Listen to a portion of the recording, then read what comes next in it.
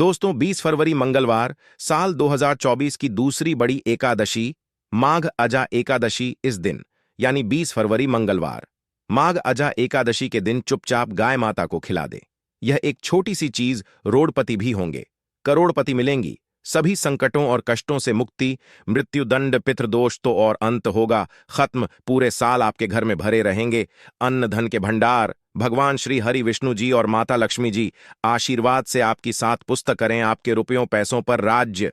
हाँ दोस्तों, 7 पीढ़ियों तक बैंक बैलेंस बढ़ता चला जाएगा, सभी दुख दर्द और संकट कष्ट दूर हो जाएंगे और समस्त सुख आपके पास आ जाएंगे, सभी सुख आपके कदम चूमेगी यदि आप मात्र यह एक छोटी सी चीज 20 फरवरी यानी कि माघ अजा एकादशी के दिन चुपचाप गाय माता को खिला देते हैं। यकीन मानिए जीवन से तत्काल गरीबी खत्म हो जाए, गरीबी दरिद्रता का नामो निशान खत्म हो जाएगा और आपके जीवन में आपको अपार धन सुख संपत्ति की प्राप्ति होगी। 7 पीढ़ियों तक किसी भी तरह की कोई कमी आपको नहीं रहेगी, आपके जीवन से सभी दुखों का अंत हो जाएगा, क्योंकि बहुत ही दुर्लभ संयोग में है इस बार जो साल की दूसरी एकादशी है माघ अजा एकादशी। यकीन मानिए गाय माता से जुड़े जो भी आप उपाय करेंगे आपको 100% लाभ मिलेगा, उन उपायों से लाभ मिलेगा। भगवान विष्णु जी माता लक्ष्मी की कृपासिल होगी और 33 कोटि देवताओं को धारण करने वाली गाउन मां माता की कृपा भी आपके जीवन में सदैव बनी रहेगी,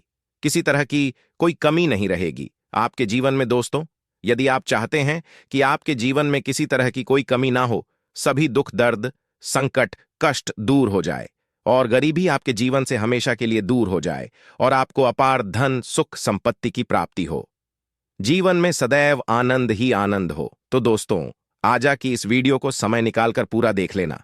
यदि आज की यह वीडियो आपने पूरी देख ली तो आपके जीवन के सभी तरह के दुखों का अंत हो जाएगा। बहुत ही महत्वपूर्ण वीडियो है, लाभकारी वीडियो है, वीडियो को पूरा देखें यदि भगवान विष्णु जी माता लक्ष्मी की कृपा हासिल करना चाहते हैं। जी हां दोस्तों, वीडियो को आगे शुरू करें। सबसे पहले भगवान विष्णु जी और माता लक्ष्मी के सच्चे भक्त इस वीडियो को लाइक अवश्य कर दें और कमेंट बॉक्स में जय माता लक्ष्मी और जय श्री हरि विष्णु अवश्य लिखें, जिससे आपकी समस्त मनोकामनाएं भगवान विष्णु जी माता लक्ष्मी पूर्ण करें। दोस्तों आपको बता दें, फरवरी के महीने में पड़ने वाली दूसरी एकादशी को माघ अजा एकादशी कहते हैं। माघ अजा एकादशी मास के शुक्ल पक्ष की एकादशी तिथि को मनाई जाती है। पंचांग के अनुसार इस बार यह एकादशी का पवित्र पावन पर्व 20 फरवरी मंगलवार को पड़ रही है। मंगलवार के दिन पूरे विधि विधान से भगवान विष्णु जी की उपासना की जाएगी। श्रीहरि को प्रसन्न करने के लिए यह दिन बहुत ही खास और महत्वपूर्ण है। तो हमारे प्राचीन धर्म ग्रंथों में गाय को एक अत्यंत महत्वपूर्ण और पवित्र पशु समझा जाता है। शास्त्रों में गाय को माता कहा गया है और समस्त देवी देवता इनका पूजन करते हैं। गौ माता के शरीर में 33 कोटि देवी देवताओं का निवास होता है। गाय एक अत्यंत पवित्र निर्मल शांत निष्पाप है। रघुवेश में इसे संसार का पालन पोषण करने वाली कामधेनु माता कहा गया है। इसके दर्शन मात्र से मनुष्य के हजारों पाप नष्ट हो जाते हैं, इसीलिए कभी इस निष्पाप गौ माता पर अत्याचार नहीं करना चाहिए। गाय को कभी मारना नहीं चाहिए और कभी उन्हें कष्ट नहीं देना चाहिए। गाय को मारना शास्त्रों में सबसे बड़ा पाप समझा गया है। दोस्तों भगवान श्री कृष्ण को गायों से विशेष लगाव था, उन्हें गौ माता बहुत अधिक प्रिय थी। श्री कृष्ण के गायों की सेवा करना ही सर्वश्रेष्ठ धर्म है, इससे बड़ा पुण्य का कार्य संसार में दूसरा कोई नहीं। कलयुग की भविष्यवाणी करते हुए भगवान श्री कृष्ण कहते हैं कि कलयुग में जब धर्म का लोभ हो जाएगा तब मनुष्य गाय की सेवा नहीं करेंगे। मनुष्य केवल दूध के लिए ही गाय को पालेगा, दूध के लिए वह गाय को बहुत कष्ट देगा, जिसके परिणाम स्वरूप कलयुग में पाप और अधम उसके चरण पर होगा। कलयुग के का लक्षण बताते हुए श्री कृष्ण कहते हैं, जब संसार से गाय समाप्त हो जाएंगी तब कलयुग का अंत होगा। जो मनुष्य कलयुग गाय की निस्वार्थ भाव से सेवा करेगा वह सुख समृद्धि हासिल करेगा। जो स्त्री रसोई में बनी पहली रोटी गौ माता को खिलाएगी वह सदा सुहागिन और सौभाग्यशाली रहेगी। जो लोग अपने घर में गाय से हासिल पंचगव्य को घर में रखिएगा उसके घर में कभी दुख दरिद्रता नहीं आएगी। दोस्तों हमारे धर्म के सभी शास्त्रों में गाय की सेवा को ही सर्वश्रेष्ठ समझा गया है। जो व्यक्ति प्रतिदिन किसी न किसी तरह से गौ माता की सेवा करता है वह सबसे अधिक पुण्यवान बन जाता है। गांव में तो मनुष्य को गाय की सेवा करने का अवसर हासिल होता है, लेकिन शहरों में गाय के दर्शन आसानी से नहीं हो पाते हैं। इसीलिए मनुष्य को गौशाला में जाकर की सेवा करनी चाहिए अथवा गौशाला के लिए दान धर्म करने चाहिए।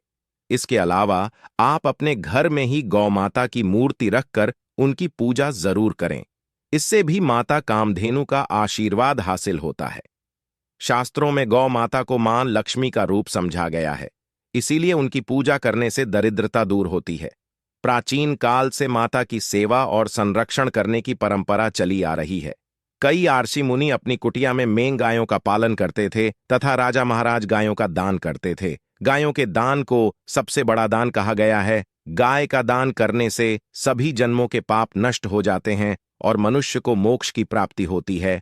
आज हम आपको गौ माता के संबंध में बहुत ही महत्वपूर्ण बातें बताने जा रहे हैं। गाय की पूजा कैसे करनी चाहिए, गाय को कौन सी चीजें खिलाने से कौन सा फल मिलता है तथा गाय के किस अंग को स्पर्श करने से दरिद्रता दूर होती है आदि के बारे हमारे शास्त्रों में बहुत ही महत्वपूर्ण ज्ञान दिया गया है। हमारी अत्यंत पूजनीय गौ माता के बारे में आप सभी को यह बातें अवश्य जान लेनी चाहिए। इससे आपके जीवन से सभी तरह के कष्ट दूर होंगे। दोस्तों, कई बार महिलाएं जाने अनजाने में गाय को कुछ चीजें खिला देती हैं, जिससे मां लक्ष्मी क्रोधित हो जाती है। शास्त्रों में कहा गया है कि यह चीजें गाय को कभी नहीं खिलानी चाहिए। इससे मनुष्य के जीवन में दुर्भाग्य आता है और उसे किसी भी कार्य में सफलता नहीं मिलती है। तो चलिए जान लेते हैं गौ माता के विषय में महत्वपूर्ण नियम। सबसे पहली बात है दोस्तों, गौ माता के दर्शन करना बहुत शुभ होता है। शास्त्र कहते हैं रोज सुबह गाय के दर्शन होने से पुण्य की प्राप्ति होती है और सुबह गोबर के दर्शन होने से लक्ष्मी की प्राप्ति होती है। अगर किसी महत्वपूर्ण कार्य के लिए जा रहे हैं और अचानक ही गौ माता आपके रास्ते में आ जाती है तो वह कार्य निश्चित ही सफल हो जाता है। किसी भी यात्रा पर निकलते समय अगर गौ माता के दर्शन हो जाए तो वह यात्रा सुखपूर्वक पूर्ण हो जाती है, इसमें संशय नहीं। ज्योतिष शास्त्र के अनुसार कुंडली में यदि पितृदोष होता है तो अन्य उपायों के साथ साथ गौ माता को प्रतिदिन रोटी और घास खिलाने से लाभ होता है और पितृदोष से मुक्ति मिलती है। इसी तरह कुंडली में यदि शनि की 7.5 या महादशा है तो हर शनिवार और अमावस्या को काले रंग की गाय को घास या रोटी खिलाए और उसकी पूजा करें। इससे शनि दोष कम होता है। गौमूत्र यानी कि गाय का मूत्र बहुत ही उपयोगी, पवित्र और स्वास्थ्य की दृष्टि से अत्यंत हितकारी होता है। आध्यात्मिक दृष्टि से तो गौमूत्र का महत्व है ही, साथ ही वैज्ञानिक और स्वास्थ्य की दृष्टि से भी गोमूत्र के बहुत से लाभ बताए गए हैं। गोमूत्र में बहुत से खनिज पदार्थ और स्वास्थ्यवर्धक तत्व होते हैं जो हमारे शरीर की शुद्धि करते हैं और बहुत से रोगों से भी बचाते हैं। साथ ही गोमूत्र छिड़कने से वातावरण में शुद्धता और पवित्रता व्याप्त हो जाती है। इसीलिए हमारे शास्त्रों में शरीर को निरोगी रखने के लिए प्रतिदिन गोमूत्र का सेवन करने, घर में गोमूत्र छिड़कने के लिए कहा गया है। कुंडली में शुक्र ग्रह की स्थिति को मजबूत करने के लिए ज्योतिष शास्त्र के अनुसार सुबह के भोजन में सबसे पहली रोटी निकालकर एक सफेद गाय को खिलाना शुभ समझा जाता है। अगर आपकी कुंडली में बुध ग्रह कमजोर है या आपको किसी कारण इसके दुष्प्रभाव झेलने पड़ रहे हैं तो हर बुधवार के दिन गाय को हरा चारा खिलाना शुरू कर दे। इससे बोध से जुड़े दुष्प्रभाव दूर होंगे और आपको तमाम समस्याओं का हल मिल जाएगा। अगर कुंडली में मंगल दोष है जिसके कारण आपके जीवन में कई तरह की परेशानियां हैं तो लाल रंग की गाय की सेवा करें। मंगलवार के दिन गाय का पूजन करें और उसे गुड़ और चने आदि खिलाएं। बृहस्पति ग्रह को जीवन के सभी मांगलिक कार्यों का कारक समझा जाता है। ऐसे में अगर किसी व्यक्ति के जीवन में विवाह आदि मांगलिक कार्यों में विघ्न निर्माण हो रहे हैं तो उन लोगों को कुंडली में बृहस्पति ग्रह की स्थिति को मजबूत करने के लिए रोटी पर गुड़ और चने रखकर को खिला देना चाहिए। इससे आपको शुभ परिणाम हासिल होते हैं।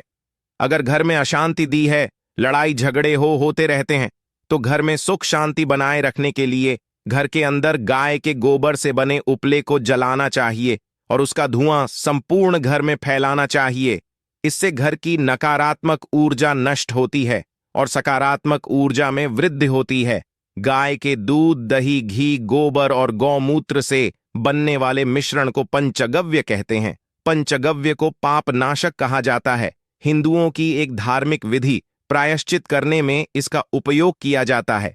पंचगव्य को बनाने वाली सभी वस्तुएं अत्यंत उपयोगी होती है, जो स्वास्थ्य के लिए लाभदायक तो है ही, साथ ही औषधीय गुणों से भी भरपूर है।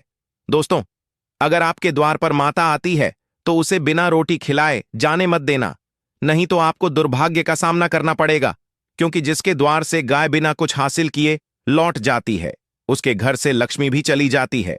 प्रत्येक स्त्री को प्रतिदिन के लिए एक रोटी बनानी चाहिए और प्रेम से गौ माता को खिलानी चाहिए। इससे गौ माता का आशीर्वाद हासिल होता है और मन की इच्छाएं पूर्ण होती हैं। कुछ लोग गौ माता को बासी भोजन अथवा जूठन खिला देते हैं। इस शास्त्र में पाप समझा गया है। आप किसी अन्य पशु को खिला सकते हैं, लेकिन गाय को कभी जूठन नहीं खिलाना चाहिए। भूख लगने के कारण गौ माता उस अन्न को ग्रहण कर लेती है, लेकिन इसका पाप उस व्यक्ति को है जो गौ माता को ऐसा बासी भोजन खिलाता है। गाय एक शाकाहारी और पवित्र पशु है, इसीलिए गाय के में कभी मांस, अंडे आदि चीजें नहीं डालनी चाहिए। ऐसा करने से महापाप लगता है। यदि आपकी कुंडली में चंद्र दोष है और जिसके कारण लगातार परेशानी उठानी पड़ रही है, तो आप यह एक उपाय जरूर करें। आप रोटी पर सफेद मक्खन, नमक और घी लगाकर गौ माता को खिला दें। यदि शनि दोष है तो आटे में थोड़े काले तिल मिलाकर रोटी बनाकर गौ माता को खिला दें। इससे शनि दोष समाप्त होता है। मंगल दोष को दूर करने के लिए रोटी पर हल्दी लगाकर गाय को खिलाना चाहिए। घर में धन की समस्या है तो गुरुवार के दिन गाय को केले का फल खिलाना चाहिए, इससे दरिद्रता दूर होती है। दोस्तों, गौ माता की पीठ पर एक उभारा हुआ कुबड्डे केतु नारी होती है। जब भी आपके द्वार पर गौ माता पधारे, आप इस कुबड़ को एक बार जरूर स्पर्श करें।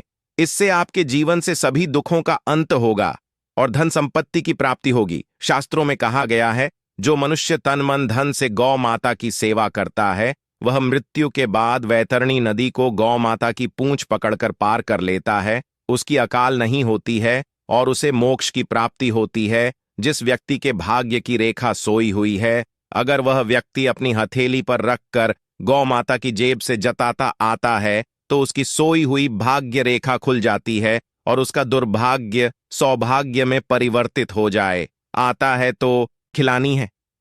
इतना करने मात्र से आपके जीवन के सभी दुख दर्द समाप्त हो जाएंगे। दोस्तों, ये थे गाय से जुड़े कुछ महत्वपूर्ण उपाय।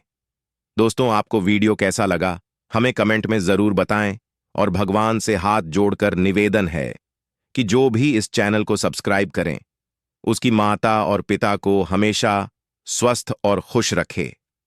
धन्यवाद।